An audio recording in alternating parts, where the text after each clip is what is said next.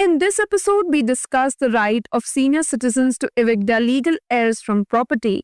We also discuss the crackdown on Haryana folk singers. But first, we talk about the growing uncertainty over the reciprocal tariffs imposed by the United States.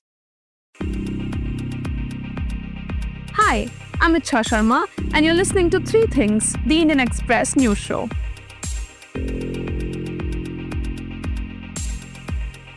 Following US President Donald Trump's announcement of reciprocal tariffs last week, there has been an increasing sense of worry among exporters in India.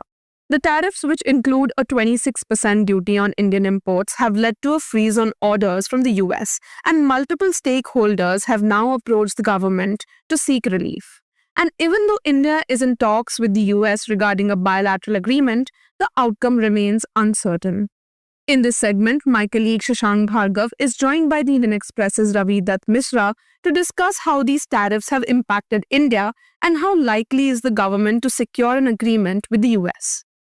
Ravi, it has been a week since Trump announced his reciprocal tariffs. How worried has the Indian government and the Indian markets been about the 26% tariffs? Okay, so when it was announced, it came as a surprise because none of the rating agencies, WTO, the government, nobody really guessed that the tariffs will be so high, be it for China, be it for India, be it for the neighboring countries who have been hit fairly higher than what we have been hit with. So number one, it came as a surprise. Number two, the government and the exporters have started analyzing it. There's a lot of confusion at the ports. At the moment, the one thing that all of the exporters are saying that US orders have been put on hold. That means that Indian exporters really don't have an idea if the new rates will be higher or will the orders still stand with them or not. So there's a lot of confusion, and exporters are worried. They're really worried, especially because there are few countries who have lower tariffs. For instance, I was talking to a tea exporter yesterday. He said that earlier African nations were not really that big a competition for us. But, our CTC tea, it is a kind of tea, now will face a lot of competition because they are hit with 10% tariffs and we are hit with 26. So across the board, 26% tariffs does not really mean that we have a absolute advantage. Things differ from product to product. Some people, US, a lot of importers in US might be willing to pay a little more, even though, they have to buy it from Indonesia or anywhere else, just because they can deliver that quality. And right now, do we have a sense of which sector might be impacted the most by these tariffs? So that assessment is still a little difficult, but prima facie, apparel and leather and all these sectors that are labor intensive, where the margins are very small, could be hit. I'll explain you why. The tariffs on us is 26%. Now, what a lot of US importers are saying that you split the bill. So they are going to bear 13%, we are going to bear 13%. But in the case of apparel, the margins are 10% sometimes. So even though on the outside it seems that China has 34% tariffs and we have 26, on the ground the reality is very different and it will differ from product to product. And you mentioned how a lot of orders from the US are on hold right now. So at this time, talk about the things that exporters are demanding from the government. What has been their plea?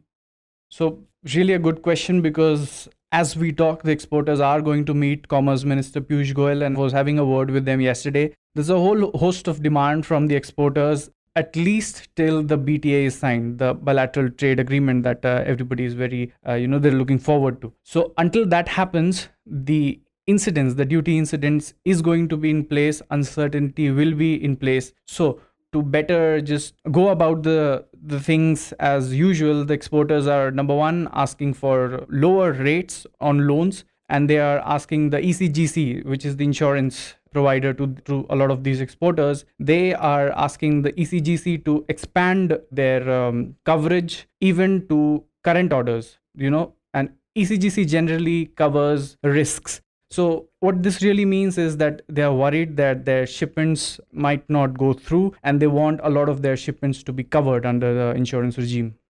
And you mentioned the bilateral trade agreement, and India is planning to negotiate with the US government in an effort to perhaps sidestep these tariffs entirely. But do we know what is it that the government is planning to offer the US as part of a deal?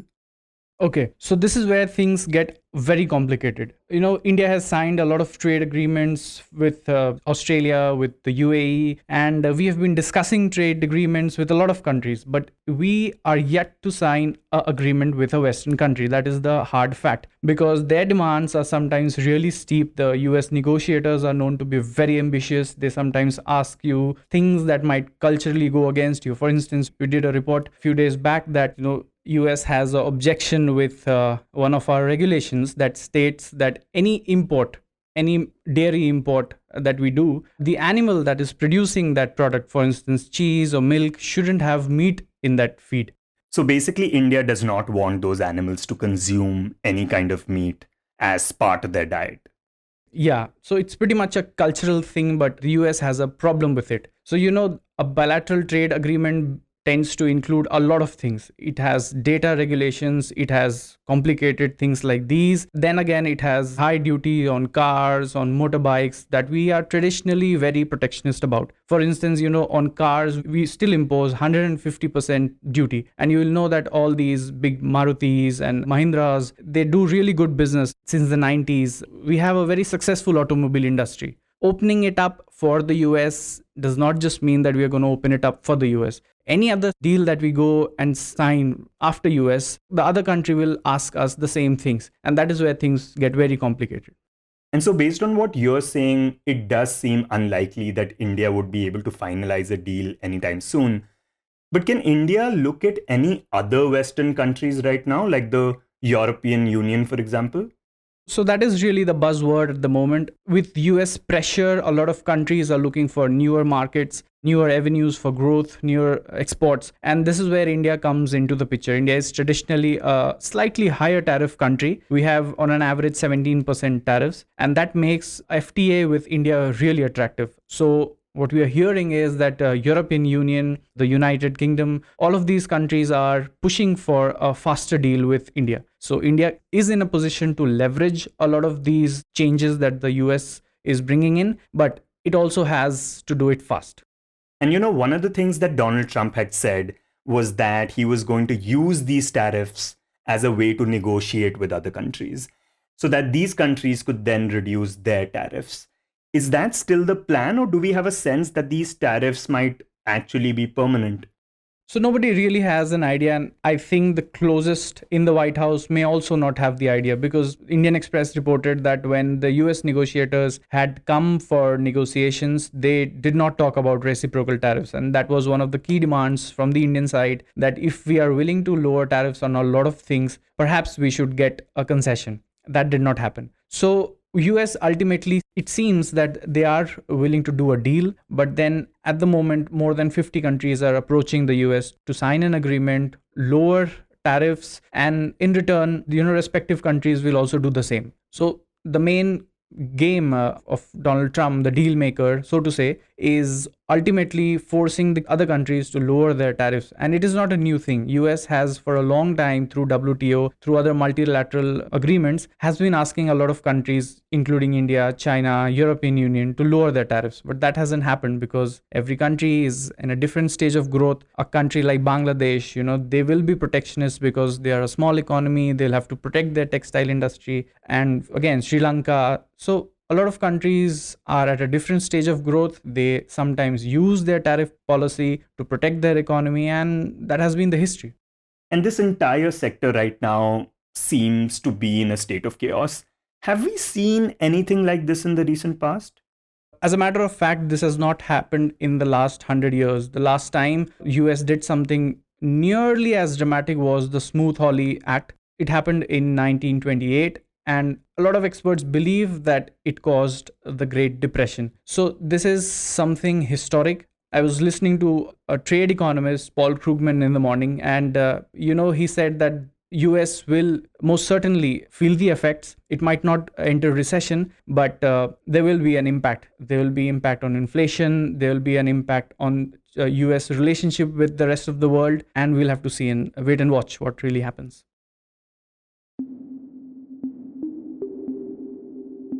And next, we talk about senior citizen rights.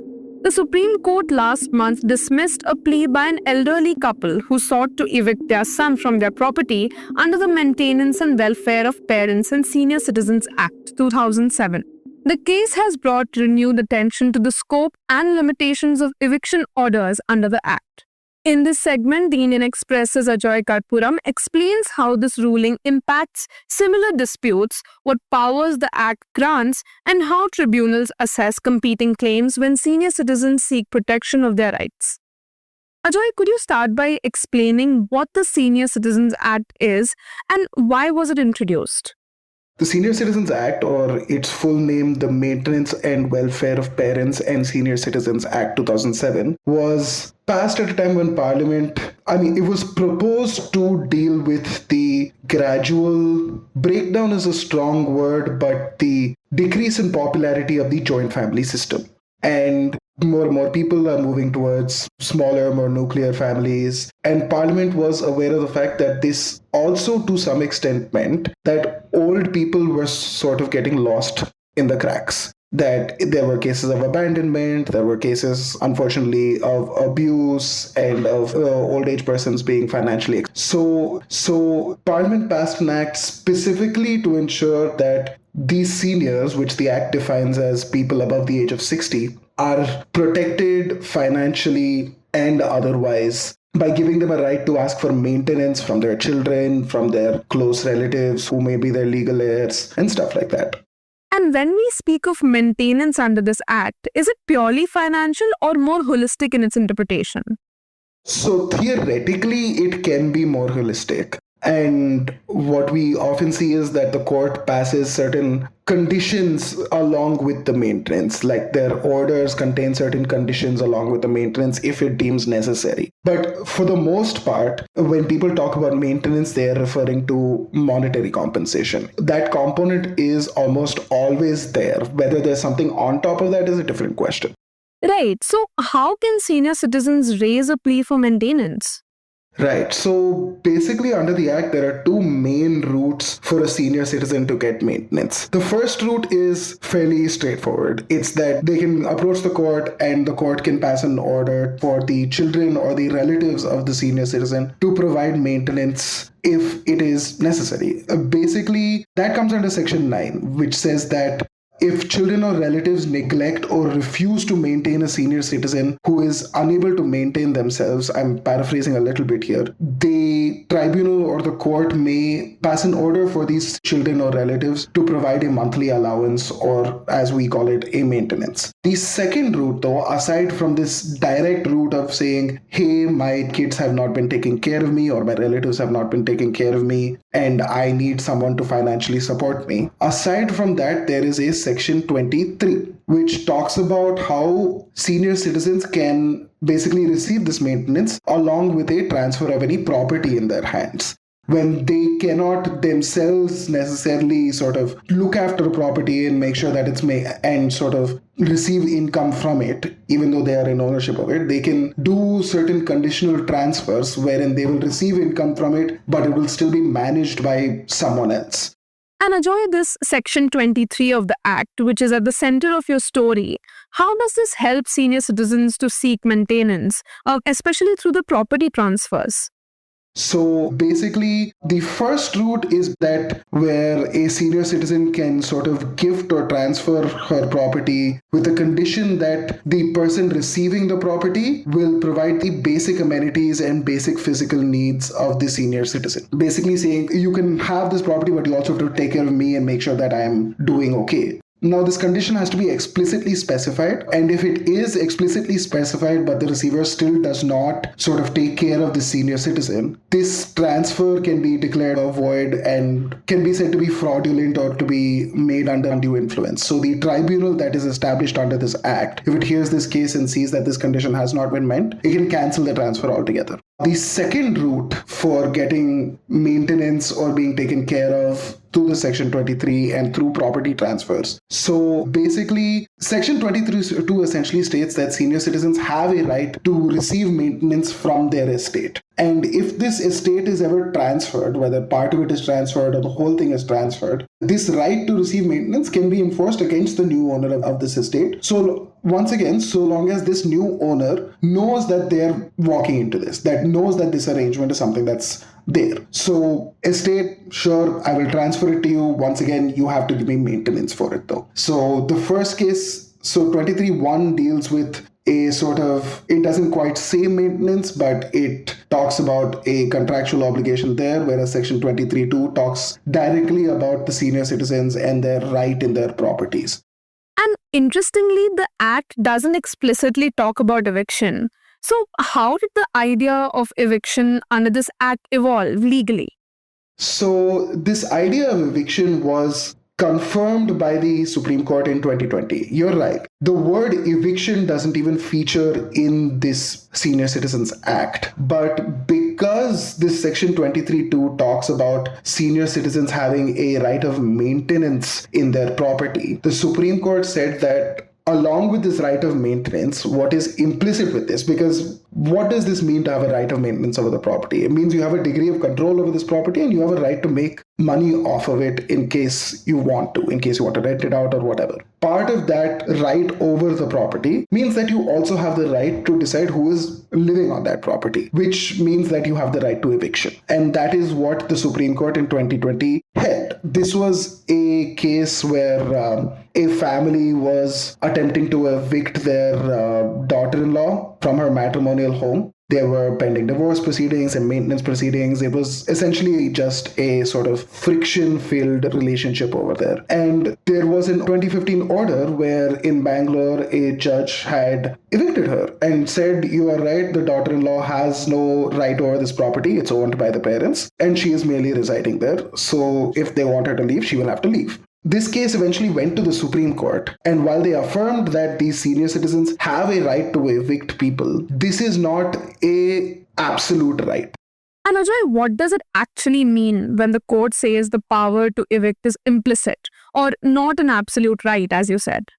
So basically, this right has to be seen in the context of whatever the competing claims are as well. And in this case, the competing claim of the daughter-in-law was, this divorce has not been finalized yet. I am still very much this man's wife on paper. And this house, even if my name is not on the title deed or anything, is my shared household under the Protection of Women from Domestic Violence Act 2005. And even if she does not have a right to the land in question, because it falls under the definition of a shared household under this act, she cannot be evicted from it. So in this case, the daughter-in-law was allowed to stay in the house, but the Supreme Court did identify that in case it is quote-unquote necessary or expedient to ensure the maintenance and protection of the senior citizen, then eviction can be ordered. Basically saying this is an option, we are not using it here, but this is an option that can be exercised.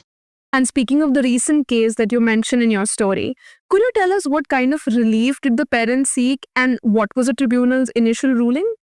So this was also a case of a sort of fractious family dynamic where the parents were claiming that their eldest son, who was running a utensil business out of the same building, was subjecting them to physical and mental abuse. So they had approached the tribunal and the tribunal had said, this son has to pay maintenance, and while we're not ordering the eviction, the parents had sought for him to be evicted. The tribunal said, we're not ordering the eviction, but we're saying that he is only allowed to access his bedroom and the shop. Those are the only two places he is allowed to go. He is not allowed to enter your premises and interfere with your life. The parents still wanted their son out. They wanted him gone. So they approached the Supreme Court after that and tried to get that order, tried to get that complete absolute eviction order. This was denied in this case because the Supreme Court, once again, citing this 2020 judgment, first said there's no material or evidence to suggest that their son had subjected them to this abuse. And then they said it is not necessary or mandatory to pass an order of eviction in every case. Once again, like highlighting this fact that sure, this right of eviction exists, but it cannot be blanketly and routinely applied in every case you want to kick your kid out of your house. There has to be a very good reason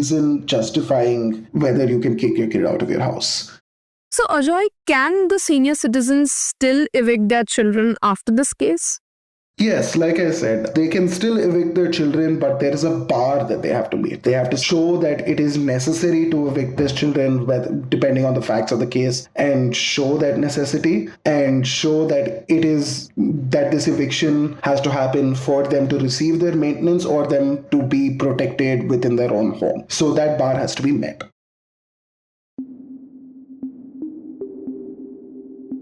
And in the end, we talk about Haryana police crackdown on folk songs.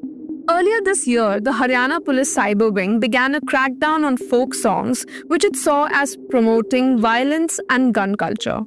This crackdown led to the ban of at least 10 songs, including 6 by the popular Haryanvi singer Masoom Sharma, sparking public and political outrage over the decision. There was a growing feeling that these songs which promote violence and culture, they are leading to more crime incidents in the state. This is the Indian Express's Sukhbir Siwach, who reports on the state for the paper. So then Haryana Chief Minister Naib Singh Saini, he held a meeting with senior officers in January this month. It is believed that in that same meeting, the Chief Minister directed the officers to take action against those singers who promote such songs. And it is also believed that the Chief Minister also asked the officers to withdraw such songs or ban such songs. He tells us that among those in charge of enforcing the measure is Gajendra Fogart, a former singer who is now the officer on special duty for special publicity to the Chief Minister. Fogart, who previously produced songs with similar themes, has been tasked with promoting welfare schemes and defending the ban. The team has also asked companies like YouTube and Spotify to remove these songs from their platforms. On the part of the state government and even the chief minister also saying that they will not allow such songs which are glorifying gun culture or violence. Even the Punjab and Haryana High Court had given directions to the state of Haryana, to the state of Punjab and Union Territory Chandigarh that authorities should keep eye on these songs and these songs should not be allowed. Now, singers including Sharma and Gulzar Channiwala have questioned the criteria for the ban and alleged selective enforcement. In fact, Sharma, in a Facebook Live session, raised concerns not only about freedom of expression, but also about the economic impact on those working in the regional music industry. In fact, the singer says that this ban or this crackdown has impacted their audience, their revenue pattern also, because these singers have millions of followers. They saying they were receiving huge revenue from different platforms. So after this ban, they will not be getting that revenue. In the Facebook Live we mentioned earlier, Masoom also asked whether the government planned to support artists who lose income due to these restrictions, noting that song production often involves multiple contributors. Meanwhile, Sukhbir tells us that this issue has also entered the political domain, with Congress MLA Kuldeep Pats calling the action unjust in the Assembly and Social Justice Minister Krishan Bedi suggesting a more lenient approach if the artists are willing to retract or modify their content. And while political leaders are speaking out against such culture, they are careful not to speak out against the singers themselves. In fact, this is very official line that on the one hand, the politicians are not keen to annoy these singers, but at the same time, they are also saying that they would like to take action because there are directions from the High Court also. So that is the one reason. Sukhbir says opposition leaders and even some members of the ruling party are now calling for a more consistent and transparent policy. They argue that enforcement should not appear selective or politically motivated.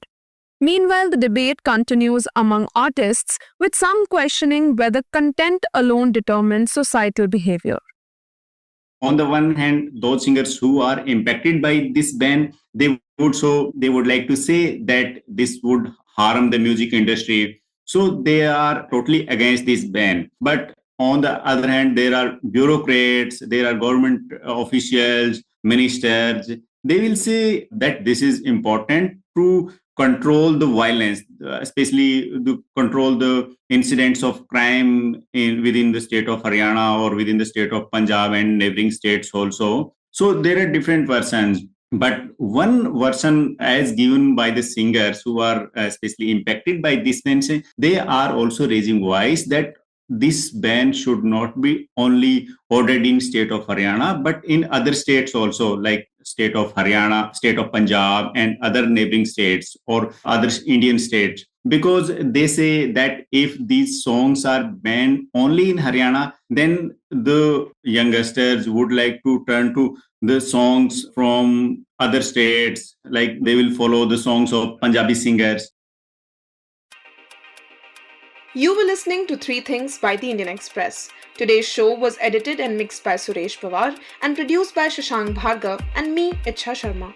If you like the show, then do subscribe to us wherever you get your podcasts. You can also recommend the show to someone you think will like it, share it with a friend or someone in your family. It's the best way for people to get to know about us. You can also tweet us at Express Audio and write to us at podcast@indianexpress.com.